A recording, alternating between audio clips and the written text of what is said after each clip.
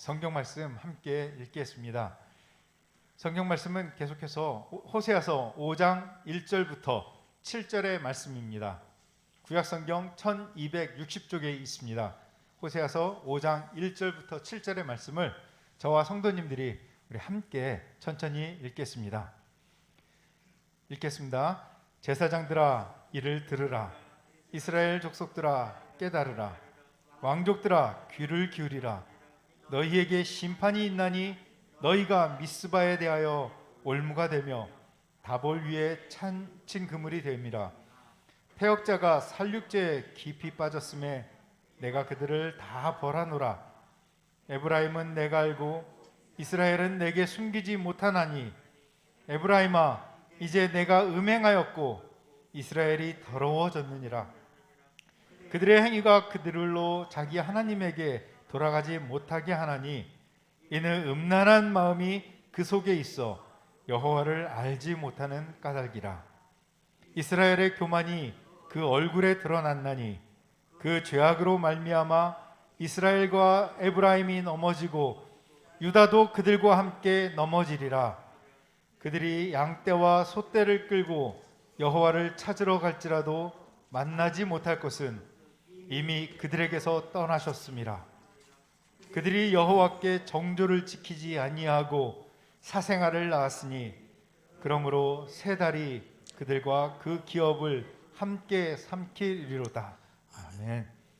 당신은 자신의 위치를 아십니까? 라는 제목으로 정만덕 목사님께서 말씀을 전해주시겠습니다. 주 하나님 아버지, 하나님을 의지합니다. 오늘 말씀 안에서 우리가 구원과 산소망을 갖게 하시고 마땅히 할 일과 갈 길을 보는 복된 시간이 되기를 원하올 때에 예수님 이름으로 기도합나이다. 아멘. 사진 한번 볼까요? 등산을 하다가 추락해서 지금 건져주고 있는 구조대원들을 볼 수가 있죠. 밑에 글자를 한번 읽어볼까요? 시작. 지위보다 위치가 중요하다. 옛날에 설악산에서 등산객이 이제 추락하는 사고가 있었어요. 등산객은 이제 핸드폰으로 전화를 했죠. 119 구조대원과 통화를 하게 되었어요. 119 구조대원이 말하기를 지금 당신의 위치가 어디입니까? 라고 물어보니까 등산객은 말하기를 나는 모 회사의 사장입니다 라고 위치를 말하지 않고 지위를 말했다라는 거예요. 결국은 배터리는 떨어졌고 전화는 이제 통신이 끊어지고 말았죠. 결국 등산객은 구출되지 못하고 말았다라는 거예요. 사랑하는 여러분, 내가 어떤 지위에 있느냐보다 더 중요한 것은 내가 어떤 위치에 있느냐가 더 중요하다라는 거예요. 좀 쉽게 한번 얘기해 볼까요? 내가 기술자냐, 교수냐, 장관이냐 하는 것보다 더 중요한 것은 내가 죄인이냐 의인이냐, 내가 불의한 자냐, 내가 정의로운 자냐, 내가 마귀의 자식이냐 하나님의 자녀냐 하는 것이 더 중요하다라는 거예요. 즉 나의 어떤 육적 지위보다 더 중요한 것은 나의 영적인 위치가 더 중요하다라고 말씀을 드리고 있는 거죠. 나의 영적인 위치를 알 때에 효율적으로 사명을 감당할 수 있을 뿐만 아니라 겸손할 수 있다라는 거예요. 사람들은 나의 어떤 세상적인 지위를 보지만 하나님은 나의 영적인 위치를 보고 있다는 사실을 여러분 잊어서는 안 되겠죠. 내 본성, 내 운명, 내 사명을 잘 알아야 되는데 그래 하나님 앞에 귀하게 쓰임을 받고 하나님의 축복의 통로로 내가 안내를 받을 수 있는데 그럴 때는 내 위치를 잘 알아야 되는 거거든요. 그럼 내 위치를 잘 알려고 그러면 어떻게 해야 될까? 하나님을 잘 알아야 돼요. 하나님을 알아야 나를 볼 수가 있고 하나님을 잘 알아야 내 위치를 볼 수가 있는 거거든요. 그러면 어떻게 우리가 하나님을 알 수 있을까 하는 것을 생각해 보려고 합니다. 자, 첫째로 하나님을 알 수 있고 그 일로 말미암아서 내 위치를 알 수 있는 것은 다 같이 시작. 듣고 깨닫고 겸손하라. 내가 듣고 이제 깨닫고 겸손할 때에 하나님을 알게 되고 더불어서 나의 이 자리를 위치를 알 수가 있다 그런 말이에요. 1절 한번 읽어볼까요? 우리 다 같이 시작. 제사장들아 이를 들으라. 이스라엘 족속들아 깨달으라. 왕족들아 귀를 기울이라. 너희에게 심판이 있나니 너희가 미스바에 대해서 올무가 되며 다보루에 친 그물이 됨이니라. 아멘. 오늘 하나님께서 보세요. 이스라엘 족속들아 깨달으라 하기 전에 제사장들아 이를 들으라. 라고 말씀을 먼저 했던 것을 우리가 기억할 필요가 있는데요, 목회자들이 먼저 하나님의 말씀을 들어야 된다는 거예요. 오늘날 말하면 목사와 전도사가 하나님의 음성을, 하나님의 말씀을 잘 들어야 그들이 전한 말씀을 성도들이 듣고 깨닫게 되고 안전한 것으로 인도함을 받을 수 있다라는 거예요. 그뿐만 아니고 또 왕족들아 귀를 기울이라 그랬죠. 왕족들아 귀를 기울이라 이렇게 말씀을 하고 있는데, 정치적인 리더들도 하나님의 말씀을 잘 듣고 깨달아야 그 깨달음을 가지고 백성을 잘 인도할 수 있다라고 지금 말씀하고 있는 거거든요. 당시에 그 정치 지도자들과 왕족들은요, 교묘한 그 정치적 환상을 가지고 백성들을 인본주의적으로 인도를 했거든요. 왕족들은 하나님의 권세 대신에 저 북방에 있는 아수르를 의지를 했고요, 또 저 남방에 있는 애굽을 의지했단 말이에요. 하나님의 권세와 그 능력을 의지하지 않고요, 그런 부분에서 정치적 외교를 해가지고 희망과 번영과 축복은 오직 하나님께 있는 것이 아니라 아수르하고 애굽에게 있다고 그것을 이제 의존해 가지고 그런 말들을 백성들에게 호도를 했다, 그런 말이에요. 그러니까 오늘날로 말하면 빵과 칼만 가지고 있으면 이 나라가 잘 살 수 있거든, 번영할 수 있어, 이러면서 정치 지도자들과 왕족들이 이제 외쳤다, 이제 그런 부분이죠. 북이스라엘 백성들이 정말 들어야 될 말은 어떤 말씀이었을까? 그것이 중요한데, 금송아지를 섬기지 말고, 오늘 석가 탄실이지 않습니까? 우상을 숭배하지 말고 바알 그 신을 섬기면은 너희들이 심판을 당한다는 그런 말씀을 들어야 되는데, 이 이스라엘 백성들이 그런 소리를 듣지 못하고 사람의 소리와 우상의 소리만 듣고 있었다, 그런 말이에요.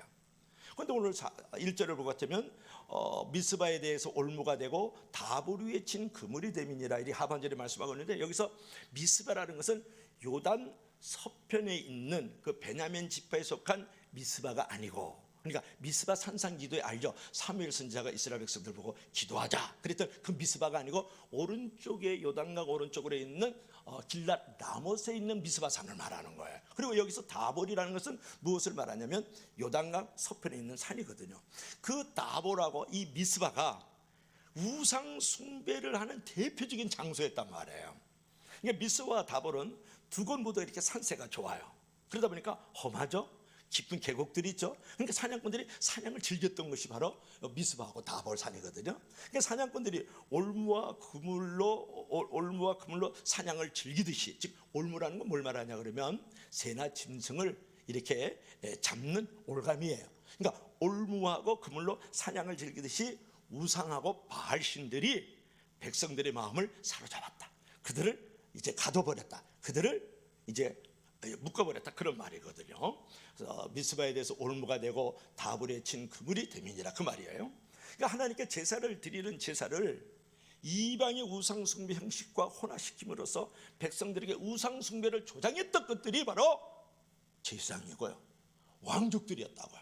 그러니까 정치적으로 영적 지도자들이 오히려 죄를 더 짓게 만들었다고요. 북이스라엘 백성들을요, 바알 우상 숭배로 성전을 더러운 피로 물들여 버린 거예요. 결국 북이스라엘 백성들은 하나님의 음성을 듣지 않고 사람의 소리와 우상의 소리를 들어가지고 올무에 걸리고 그물에 갇히게 되었다, 이제 그런 부분이죠. 그래서 결국은 이스라엘 백성들이 말이죠, 사람의 소리하고 이방의 소리를 들었기 때문에 재앙과 심판을 맞이하게 되고 말았다, 그런 말이에요. 사랑하는 여러분, 순종이라는 것은 잘 듣는 것에서 시작이 돼요. 잘 듣는 정도가 아니라 바르게 들을 때부터 순종이 이루어지는 것이거든요. 그래서 우리가 하나님의 말씀을 들을 때에는 귀로 듣지 말고 마음으로 들어야 돼요. 귀로 듣는 것을 갖다가 뭐라 그러냐면 히어링이라 그래요. 마음으로 듣는 것을 갖다가 뭐라 그래요? 리스닝이라 그러는 거예요. 그러니까 하나님의 말씀을 듣고 하나님의 말씀을 읽고 할 때 우리가 하나님의 음성을 듣잖아요. 그럴 때는 귀로 듣지 말아야 돼요. 무엇으로 돼요? 마음으로 들어야 돼요. 그러니까 히어링을 하지 말고 리스닝을 할 줄 알아야 되거든요. 그래서 그런 말이 있어요. 리스닝을 잘해야 레스를 받는다, 그런 말을 해요. 그러니까 내가 마음으로 하나님의 말씀을 잘 받아들일 때에 내가 하나님 앞에 순종하는 존재가 될 뿐만 아니라 교훈을 받는다, 그래요. 그래서 리스닝을 잘하면 레슨을 받는다, 이제 그런 말을 합니다. 그러므로 여러분, 하나님의 말씀도 잘 듣고 바로 들을 뿐만 아니라 서로의 말도 잘 듣고 바로 들을 줄 알아야 되거든요. 그러니까 리더의 말을 대충 듣지 말고 리더의 말을 정말 존중하면서 리더의 말을 인정하면서 리더의 말을 들을 줄 알아야 돼요. 그것이 구역장의 말이 될 수 있고 목사의 말이 될 수 있고 장로님들의 말씀이 될 수 있지 않겠습니까? 그뿐만 아니라 팔로워들, 따르는 자의 말도요, 밑에 것이니까 대충 듣지 말고 정말 사랑하면서 듣고 정말 아끼면서 그들의 말을 들을 줄도 알아야 된다, 그런 말이에요. 그러니까 공동체의 영성이라는 것은 뭘 말하냐 그러면 혼자만 소리 내지 말고 남의 소리도 들을 줄 아는 사람이 진정한 공동체 영성을 갖는 거거든요. 그러니까 남의 말을 들을 줄 알 때 하나님의 음성도 잘 들리면서 하나님을 더 많이 알게 되고, 남의 말을 들으면서 하나님을 더욱더 알아갈 때 나의 위치와 자리를 분명히 볼 수가 있거든요.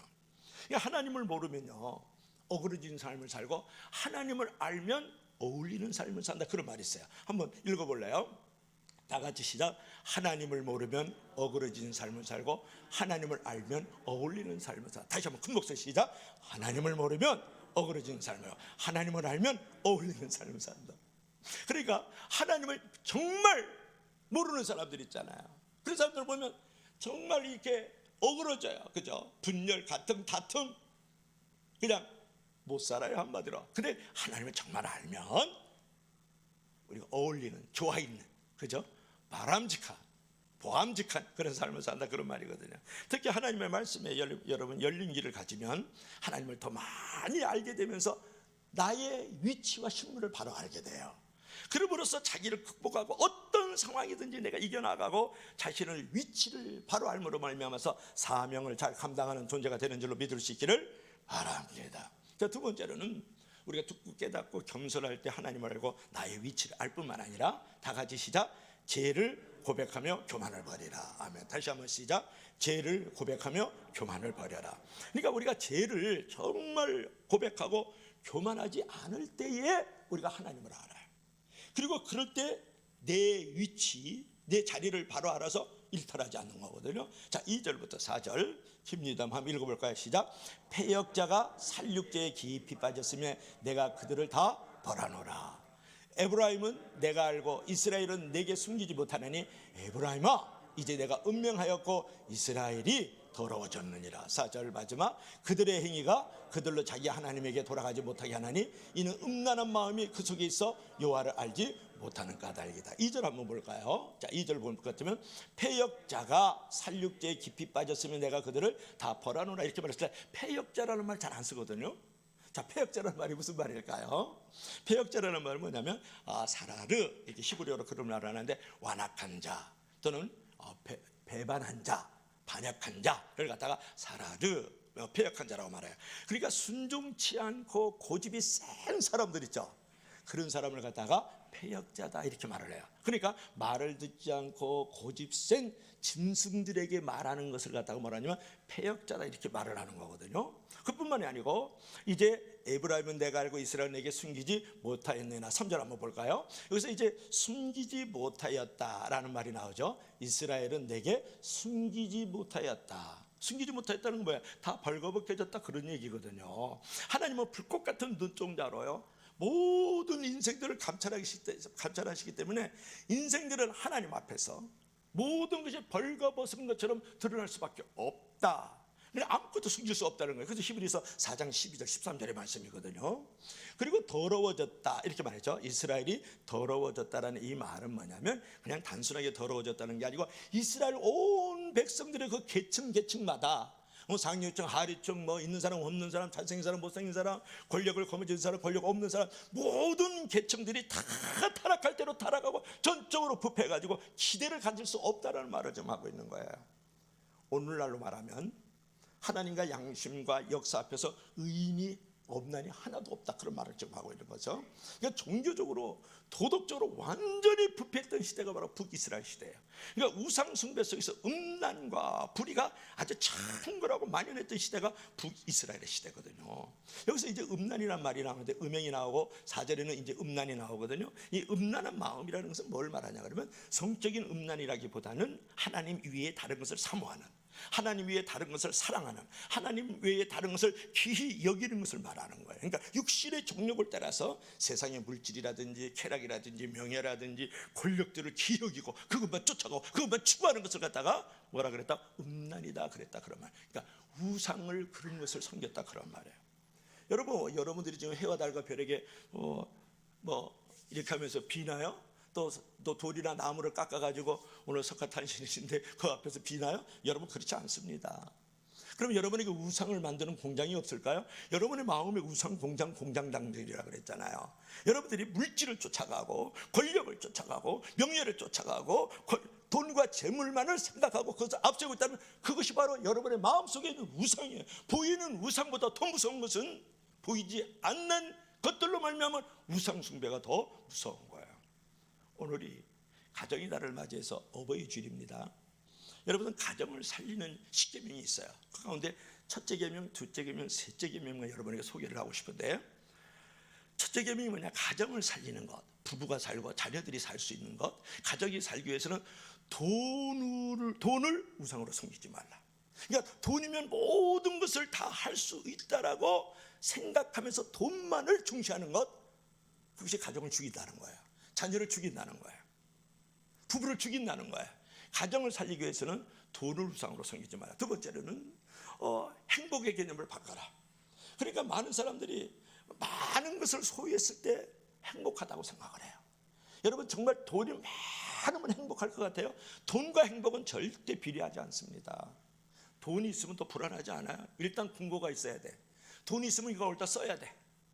여자도 생각나고 술도 생각나고 그냥 어디 내 안에 버리고 다른 여자 이렇게 끼어차가지고 멀리 여행도 한번 다녀오고 싶고 지는 태양도 한번 보고 싶고 막 이런 생각 들지 않으세요?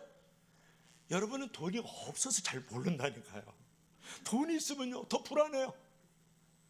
그래서 돈과 행복은 절대 비례하지 않습니다. 돈보다도 소유보다 더 중요한 것은 존재가 더 중요해요. 그래서 소유적 존재로 살아가지 말고 존재론적으로 살아가라는 얘기예요. 왜냐하면 나는 하나님의 자녀거든. 나는 비록 이 땅에 살지만 병들고 좀 약하지만 나는 하나님의 지으신 위대한 마스터피스 걸작품이야. 왜 그래? 나 하나님 내 인생 70에 강간하면 80이라 그걸 왔다 그거로 돌아가거든. 풀처럼 쓰러지고 꽃처럼 떨어지는데 나 죽으면 천국 간다. 영원히 살아. 앓는 것도 없고 죽는 것도 없고 병드는 것도 곡하는 것도 이별라도 없는 그 땅에서 그 세월가 새 땅과 새 하늘을 살면서 영원히 산다. 새 하늘에서. 할렐루야. 이렇게 소유가 아니라 존재적 의미로 살아가야 행복한 거예요. 그 행복을 빼앗을 수도 없잖아요. 그 평안을 누가 탈취해 갈 수 있어요. 그리고요 내가 세 번째로는 자족하는 마음인 거야. 내가 가난해도 좋아. 내가 부자라도 좋아. 그러면서 내가 스펙으로 살지 않고 스토리로 살아가는 거야. 아, 나는 어느 상황 속에서도 나는 자족할 수 있어. 그 사도 바울만 그런 게 아니야. 사도 만덕이도 할 수 있고 사도 순교도 할 수 있다. 이런 생각을 가졌을 때, 그럴 때에 여러분 내가 자유할 수 있는 인간이 되는 거거든요. 근데 지금 북이스라엘 백성들은 보세요. 이 우상을 섬기고 바알 신을 섬겼단 말이에요. 그것은 결국은 뭘 말하냐 그러면 돈, 권력, 쾌락, 명예를 쫓아간 거야. 그리고 우상을 섬겼다고요. 오늘날 많은 사람들은요 다 우상을 섬기고 사는 거예요. 돈 쫓아가서 살죠. 여러분의 자녀들을 왜 공부 자꾸 시키려고 그래요? 여러분의 자녀들을 왜 직장에 보내고 사업을 자꾸 하게 만들려고 그러냐고. 인류 기업 왜 들어가려고 그래? 돈 벌려고 그래요. 돈 벌려고. 돈과 재물이 우상인 거예요. 하나님의 영광을 위해서 너는 인류 대학에 들어가야 돼요. 너는 하나님의 명예를 위해서 너는 직장생활을 잘해야 돼. 이런 부모님 찾아보기 어려워요. 이 가정의 달에. 그냥 가정을 죽이는 거야. 자식 죽이는 거 따로 없어요. 돈과 재물 쫓아가게 하면 다 죽이는 거야. 그러면 여러분 보세요. 이스라엘 백성들이 우상을 쫓았고 바알신과 아세라 악신들을 쫓아나갔단 말이에요. 그래서 결국은 알듯이 시시판과 재앙받는 거거든요. 마찬가지로 오늘 저와 여러분들께서도 혹시 하나님보다 더 앞세고 하나님보다 더 기이고 하나님보다 더 사랑하고 하나님보다 더 사모하고 하나님보다 더 추가하는 게 있다 그러면 그게 우상이라고요. 목사가 우상 안 섬겨요? 사람 많이 만들어 놓고 큰 빌딩 지으려고 그러면 그것도 우상인 거예요. 그래서 여러분 하나님을 아는 지식이 넘치려고 그러면 자기 자신의 위치를 알려면 하나님만 바라보고 우상의 죄를 고백을 해야 되는 거예요. 그러니까 죄의 고백은 하나님의 은혜의 세계로 들어가는 것이라 그러면 그 고백을 맞는 것은 교만이에요. 다시 한번, 죄의 고백은 하나님의 은혜의 자리에 축복의 자리에 들어가는 입구라 그러면 그 하나님의 은혜를 들어가는 입구를 막고 있는 것이 죄와 그로 말미암은 교만이다, 그런 말이에요. 그래서 그런 말이 있어요. 회개는 하나님의 영원한 궁정에 들어가는 황금 열쇠다. 이제 그런 부분이에요. 다 같이 읽어봐요. 시작. 회개는 영혼의 궁전에 들어가는 황금 열쇠. 이게 황금이 빠졌다고요. 황금 열쇠다 이래. 그러니까 회개라는 것은 영혼의 궁전에, 축복의 궁전에, 구원의 궁전에, 은혜의 궁전에 들어가는 황금 열쇠인 줄로 믿을 수 있기를 바랍니다. 그래서 나의 죄의 문제를 빨리 해결하고요, 내게 교만한 마음을 꺾어버려 가지고 내가 은혜의 궁전, 영혼의 궁전, 축복의 궁전, 기적의 궁전에 들어가야 되지 않겠어요? 그런 의미에서 내가 죄를 고백하고 교만을 버려야 돼요. 그래야 하나님도 알게 되고 내 위치를 바로 알게 된다는 거예요. 근데 우리가 교만 얘기할 때마다 이제 동화가 하나 있어요. 누구냐면 개구리하고 독수리. 개구리 독수리 하면 그래. 개구리. 우리는 어렸을 때요, 사실 우리 기초 체력이 뭔지 아세요? 개구리 뒷다리 먹고 살았어요. 그냥 이렇게 강아지 풀에다가 개구리 뒷다리 딱 구워가지고 말이죠, 그래서 메뚜기 있죠, 메뚜기를 이 아가리에다 넣어가지고 쫙 이만큼 껴가지고 불에다가 구워 먹고. 여러분은 그렇게 안 살았구나. 그러니까 체력이 약하죠. 나는 개구리 뒷다리 엄청 먹고요, 메뚜기 먹고 살아온 사람이에요. 그래서 나는 세례요한 같은 기질이 있다가, 그래서 기초 체력이 저는 메뚜기하고 개구리 넓적다리예요. 몰라. 근데 이제 개구리가 있고 독수리가 있는데, 어느 개구리가요, 독수리를 보면서 독수리가 창문을 딱 비행을 하니까 자기가 날고 싶은 거예요. 그래서 호기심 많은 개구리가 독수리님, 독수리님, 나도 멋있게 하늘 한번 날고 싶어요. 내가 당신의 다리를 꽉 깨물면 나를 하늘로 올려주세요. 그래 독수리가 불쌍하잖아요. 그래, 개구리 물어. 그래가지고서 이제 개구리가 독수리 다리 꽉 깨물었어요. 그래서 독수리가 딱 비행을 하잖아요. 하늘로 쫙 올라가서 환상인 거예요. 보니까 너무 멋있는 거예요. 개구리가 밑을 보니까. 그러니까 밑에서 개구리 대왕 만세, 개구리 대왕 만세, 개구리 대왕이 어떻게 해서 그렇게 하늘을 날게 됐습니까? 그렇게 이제 물어보니까 개구리가 너무 교만이 득음해가지고 그냥 부글부글 그냥 거품이 이제 올라온다. 내가 잘나서 내가 하는 순간에 어떻게 됐어요? 독수리 다리 물었던 걸 놨죠. 그러니까 하늘에서 그냥 다이빙을 쫙 해가지고 땅에 팍 떨어지니까 산산조각 났다고요. 시체도 안 보여요. 여러분, 교만하면 그렇다라는 거예요. 죄로 말미암아서 내 마음이 교만하면 인생이 산산조각 나는 거예요. 여러분, 권력 잡은 자들 보이죠? 뭐 돈결에 있다 그러죠. 그러면서 죄를 짓고 교만하죠. 한순간에 추락해버리는 거예요. 한순간에 추락한다. 날개가 있는 것은 추락한다고 했어요. 그러니까 여러분, 죄와 허물과 무능을 하나님 앞에 내놓는 고백의 단추를 여러분 잘 끼우면 하나님도 알고 하나님과 인격적인 만남도 있고, 그 일로 말미암아서 내가 축복과 행복을 얻는 그 자리를 가게 되는 거예요. 그 위치가 내가 서게 된다, 그런 말이에요. 그런데 반대로 죄와 허물과 무능을 감추어 버리고 남 탓하고 환경 탓하고 하나님 탓하면서 나아가면 하나님과 인격적인 교제도 끊어질 뿐만 아니라 축복과 행복도 경험하지 못하는 아주 불행한 존재가 되고 만다는데, 우리의 삶의 자리를 잘 들여다볼 수 있어야 된다는 거예요. 무엇보다도 하나님 앞에서 이 죄의 고백을 잘했던 한 선지자가 있었는데, 성은이고 이름은 사야예요. 이사야인데, 이사야 6장 5절을 볼 것 같으면, 이사야가 6장에서 뭐라 그러냐면 하나님의 콜링을 받으면서 하나님 앞에 돌아서는 장면이거든요. 다 같이 한번 읽어봐요. 시작. 그때에 내가 말하되 화로다, 나여 망하게 되었도다. 나는 입술이 부정한 사람이요 입술이 부정한 백성 중에 거주하면서 만군의 여호와신 왕을 배웠음이로다. 하나님을 딱 보는 순간에 내가 얼마나 죄인이고 얼마나 허물투성인 것을 본 거예요. 여러분, 하나님을 진정으로 만나면요, 나의 죄를 고백하게 돼요. 나의 죄를 정말 고백하면 하나님을 정말 만나요. 한번 읽어볼래요? 시작. 하나님을 만나면 죄를 고백하게 되고, 죄를 고백하면 하나님을 만나. 아직도 이 자리에 혹시 하나님을 만나지 못했다 그러면, 하나님을 만나서 죄를 고백하지 못한 부분이 있고, 내가 정말 죄를 고백하지 않았기 때문에 하나님을 만나지 못하고 있는 거예요. 그냥 우주의 고아로, 미아로 살아가는 거죠. 그래서 여러분, 교만을 버려야 된다는 건데, 자 5절 한번 읽어볼까요? 5절 다 같이 시작. 이스라엘의 교만이 그 얼굴에 드러났나니 그 죄악으로 말미암아 이스라엘과 에브라임이 넘어지고 유다도 그들과 함께 넘어지라. 이스라엘의 교만이 얼굴에 드러났다. 얼굴에 드러날 정도로 교만이 충만했던 사람이 북이스라엘 백성, 남유다 백성들이거든요. 그러니까 그들이 넘어지고 넘어졌다. 그러니까 결국은 죄가 많아지고 교만하면요 결국은 넘어져요. 그래서 유명한 성경 기절 아시겠어요? 교만은 멸망의 선봉이요 거만은 넘어짐의 앞잡이니라. 잠언 16장 18절의 말씀이잖아요. 여러분 교만하면 멸망당하고 거만하면 넘어지는 거예요. 여러분이 숨겨놓은 죄가 있어요. 은밀한 죄 있죠. 감춰둔 교만들이 있거든요. 하나님은 알아요. 나는 몰라요. 옆에 있는 사람은 모른다고요. 그러나 결국은 그런 것들이 그 죄가 그 교만이 나를 넘어뜨리고 나를 또 넘어뜨리는 거예요. 멸망을 당하게 하고 결국은 재앙을 당하게 한다. 그래서 여러분 이스라엘 백성들이 왜 교만했느냐? 그때 여로보암 2세가요. 그때 정치 경제 군사를 갖고 있었을 때는 사실 솔로몬보다 더 부강하고 솔로몬보다 더 강한 군사력을 가지고 있었거든요.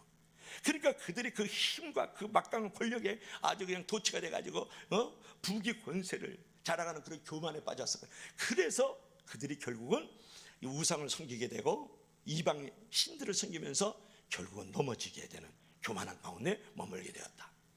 근데 우리가 이제 교만하면 어떤 마음이 있냐면 남을 쉽게 비판하고 정죄해요. 겸손한 사람은 절대 옆에 있는 사람 이제 정죄하고 비판하지 않거든요. 근데 교만이 올라오면요 나는 안 보이고 너만 보여, 우리만 보여. 그래서 자꾸 정죄하고 비판해. 자기 눈에 있는 대들보는 보지 못하면서 남의 있는 티는 본단 말이에요. 오리를 가져려면 심리를 가져야 되는 것이 겸손한 사람이고, 겉옷을 달라면 속옷을 달라는 사람이 겸손한 사람이지. 그렇잖아요. 엠밤 돌려 오른뼈까지 더 때려. 그래서 사람이 겸손하지. 이는 눈은 늘어 그보다 더 해가지고 말이지. 자기는 완전히 똥물 뒤집어 쓰고 있으면서 남의 오물 뒤집어 쓰이는 사람 뭐라 그래? 그러면 안 되지. 그게 이제 교만한 사람의 행태거든요. 그러니까 우리가 이 교만한 마음은 어느 때 찾아오냐면 어려울 때보다도 살만할 때가 더 위기예요. 축복받고 마음이 높아지면 하나님이 결코 이제 기뻐하시지 않는 거거든요. 그러니까 하나님을 알지 못하게 하는 교만한 생각이 있는데 뭐냐면 스스로 의롭게 얘기해. 난 너보다 괜찮거든 이렇게 하는 사람. 그리고 자기를 높여. 너는 그렇지 나는 이런 존재야 이렇게 높이는 거. 또 이제 자랑하고 남은 비판하고 이렇게 이제 교만한 거거든. 그게 꼭 사단의 후예들이 하는 말이에요. 마귀의 종들이 하는 말이에요. 사단이 뭐라고 했어요? 나 하나님과 비길 거거든. 나 하나님보다 높아질 거야. 그러니까 하나님이 그를 내리쳐버리잖아요. 그래가지고 땅에서 지금 비참하게 좀 머물고 있는 게 마귀와 귀신들이거든요. 그러니까 왜냐? 교만의 형님이 바로 사단이에요.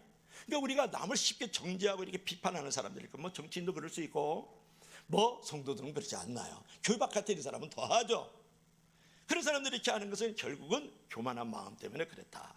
그래서 우리가 이사야 57장 15절에 볼 것 같으면 하나님은 지금도 전심으로 자기를 향하는 자를 찾으시고 스스로 자신을 낮춰서 마음이 겸손한 자를 아끼신다. 그래서 교만은 멸망의 선봉이고 겸손은 존귀의 합잡이다 그런 거예요.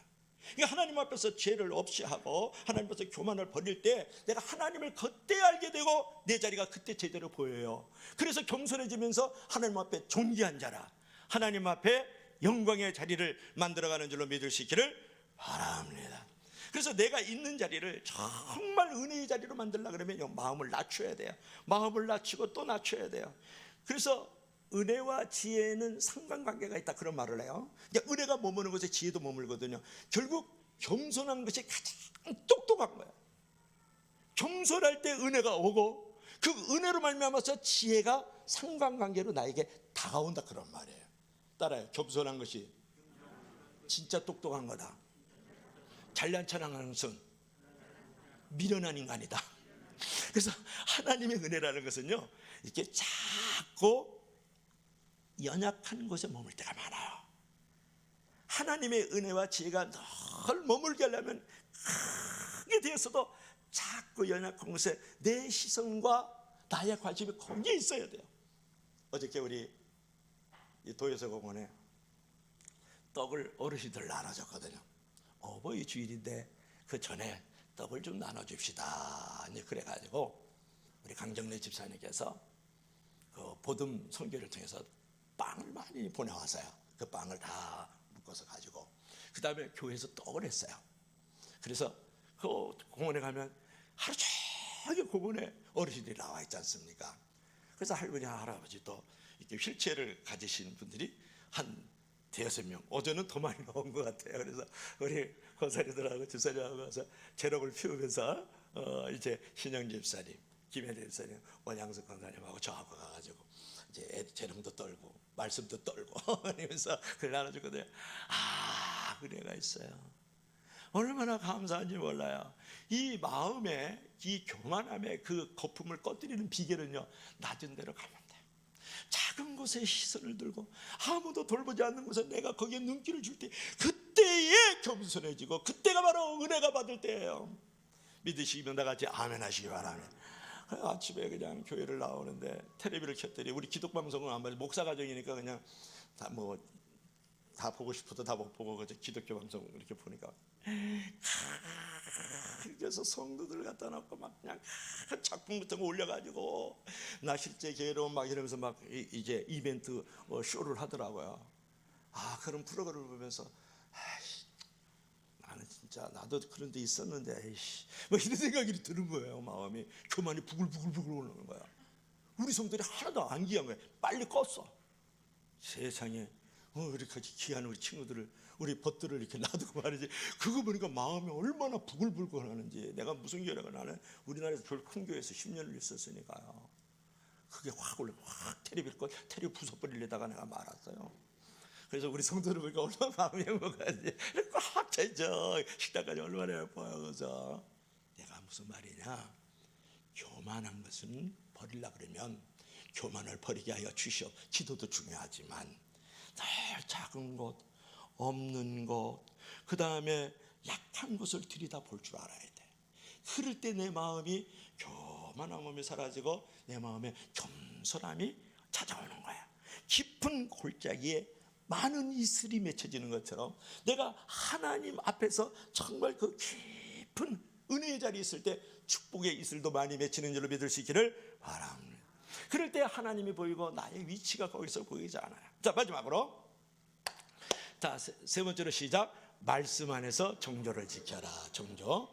자, 6절 7절 한번 읽어볼까요? 시작. 그들이 양떼와 소떼를 몰고 여호와를 찾으러 갈지라도 만나지 못할 것은 이미 그들에게서 떠났으며, 그들이 재물을 가지고 하나님 찾아갔는데 하나님 안 만나 주셔.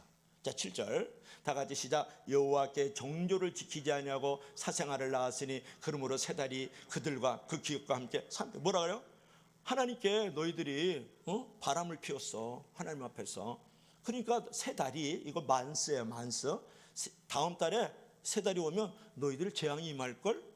오히려 재물을 가지고 갔는데 하나님이 그들을 버리고요, 너 다음 달에 너 벌 받을 거야.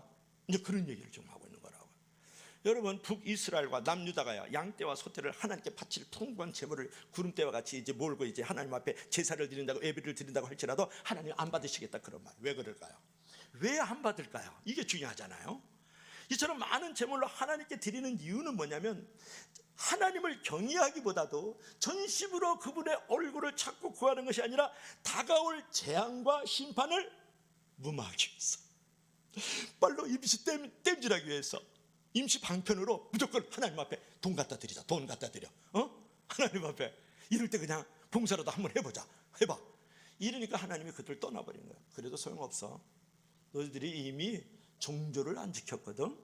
그러니까 너희들은 벌받아 수밖에 없어. 그래야 너희들이 올바로 돌아와. 이렇게 돼버리고 말았다고요.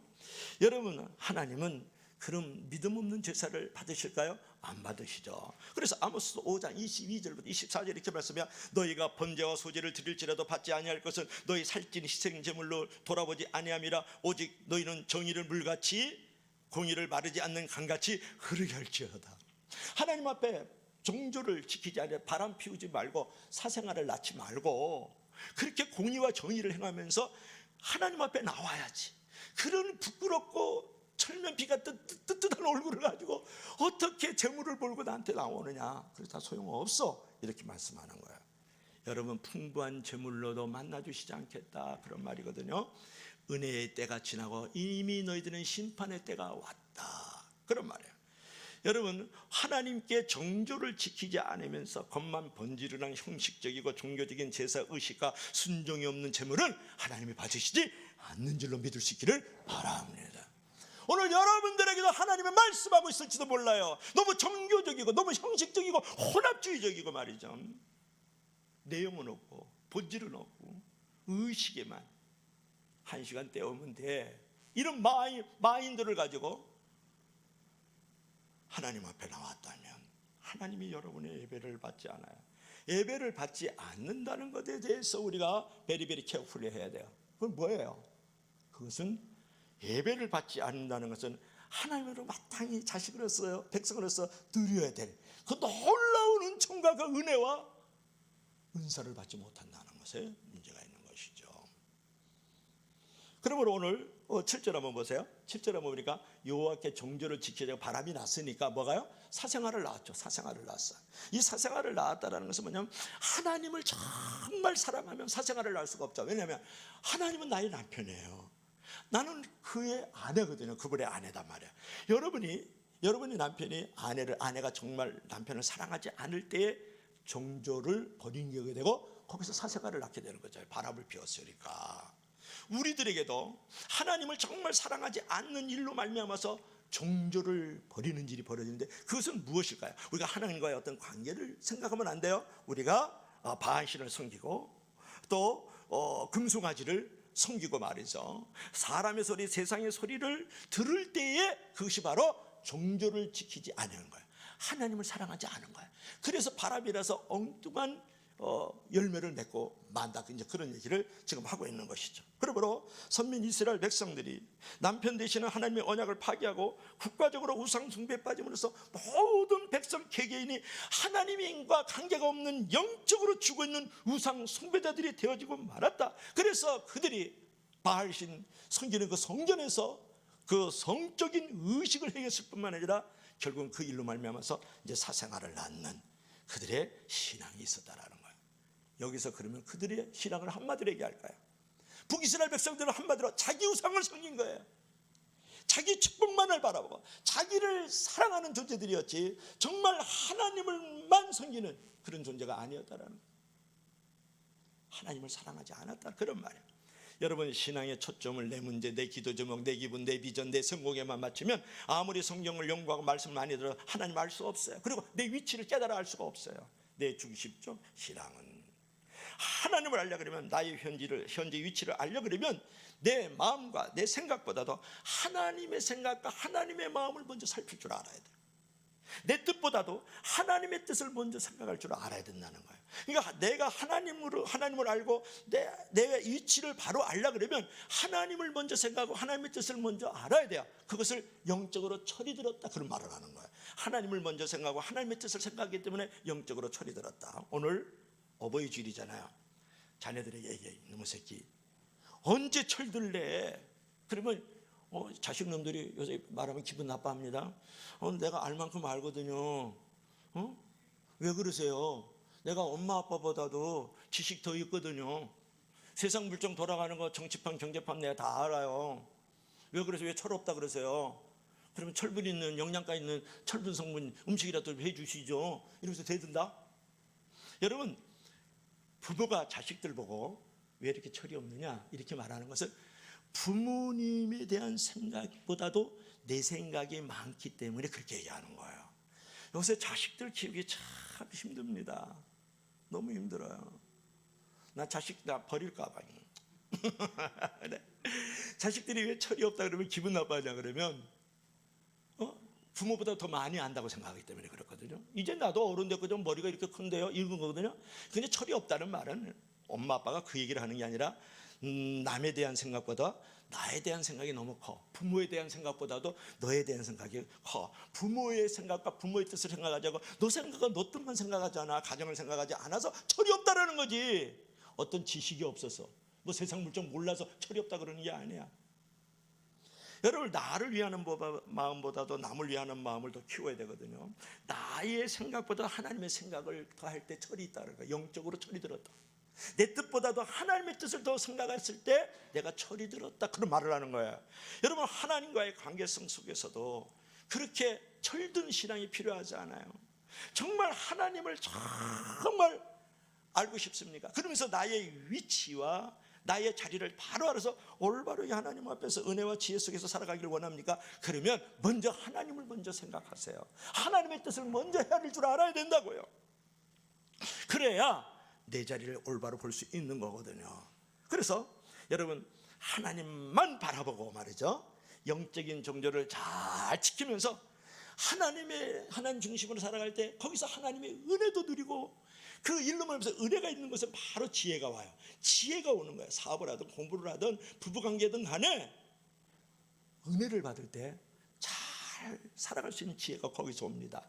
그리고 하나님의 사랑과 축복도 거기서 경험이 될 수 있다, 그런 것이죠. 오늘 결론을 맺어야 되지 않겠습니까? 자, 가정의 달이기 때문에 가정을 생각하면서 먼저 결론을 맺고 싶은데요, 여러분, 가정이야말로 축복의 근원이 될 수 있고 재앙의 근원도 될 수 있어요. 로마 제국이 멸망을 당하는데 그 역사 속에서 우리가 교훈을 받는 건 뭐냐면 한마디로 도덕 불감증이에요. 로마는 도덕 불감증과 가정이 붕괴됐기 때문에 그 거대한 로마 제국이 무너져 내리는 거거든요. 그때 로마 가정의 붕괴와 함께 역사가 무너져 가는 것을 보고 그 마지막 황혼을 지켜보던 한 철학자가 이런 말을 해. 애국자들이여, 가정을 지키시오, 그런 말을 했어요. 그리고 또 부르짖어 기도하기를, 신이여, 기도하는 가정을 로마에 다시 일으켜 세워 주십시오 라고 기도문을 만들었다라는 거예요. 제가 무엇을 말하고 싶습니까? 하나님 앞에 철저히 회개 기도를 통해서 나의 교만을 떨쳐버려야 돼요. 그래서 하나님과의 관계를 잘 만들어갈 때 하나님도 알아가게 되고, 나의 자리도 위치도 알게 되고, 나의 가정의 위치와 자리도 알게 된다는 거예요. 그뿐만 아니고 하나님의 말씀을 잘 듣고 귀를 기울일 때 내가 겸손해지면서 하나님도 알게 되고 나의 위치도 바로 알게 된다. 가정의 위치도 바로 알게 되겠죠. 마지막으로는 아까 정조를 지키라 그랬어요, 그죠? 하나님만 잘 나의 남편으로, 신랑으로서 그분을 섬기면은 결국은 하나님을 정말 알게 되면서 하나님의 사랑도 받고 은혜도 받고 지혜로움으로써 내가 내 자리를 잘 지켜나갈 수 있는 그런 놀라운 은총을 입게 된다, 그런 말이죠. 자, 마지막으로 읽겠습니다. 시작. 회개 기도로 하나님과 나를 알아가라. 말씀 듣고 깨달아 하나님과 나를 알아가라. 정조를 지켜 은혜로 하나님과 나를 알아가라. 기도합시다. 주 하나님 아버지, 이스라엘 백성들은 하나님을 거역하고 우상을 섬기면서 이방신을 쫓아 행함으로써 그들이 길을 막고 하나님의 말씀에 불순종했습니다. 하오나 이제는 우리가 하나님의 말씀을 듣고 깨달아서 겸손함으로 하나님을 알아가고 나의 위치와 자리를 분명히 알게 하여 주시고, 또한 아버지, 모든 죄로 말미암은 그 교만을 꺾어버리고 내어 던져버림으로 말미암아서 존귀와 영광의 자리에 들어갈 뿐만 아니라 하나님과 나를 잘 볼 수 있는 위치를 갖게 하여 주시기를 원합니다. 또한 아버지 하나님, 남편 되신 우리 하나님을 전적으로 섬기고 그분만을 영원하게 하고 그분의 음성만을 쫓아 행하고 순종함으로써 하나님께서 예비해 놓으신 놀라운 은혜와 지혜와 사랑과 축복을 경험하게 하시고, 무엇보다 날마다 하나님을 알아가면서 나의 위치, 나의 자리를 바라봄으로써 마땅히 할 일과 갈 길들을 볼 수 있는 우리 살아가는 성도들이 되게 도와 주시옵소서. 예수님 이름으로 기도합나이다. 아멘.